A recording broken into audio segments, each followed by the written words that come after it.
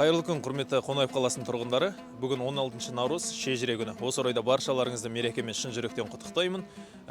Шежіре жайлы Қонаев қаласының тұрғындары қаншалықты біледі, сол жайында сұрақ жауап алатын боламыз. Олай болса, бізбен бірге болыңыздар. Шежіре деген ол өз ата-бабалардың бәрін білу керек қой, жеті ұрпаққа дейін. Қан бұзылмау керек, тазалық болу керек. Үлкен бабаларымыздан басталады ғой.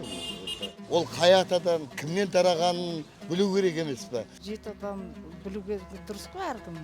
Сол үшін әдейі сұрайды ғой, сол үшін сұрайды ғой, қандай елден, қай елсің деп.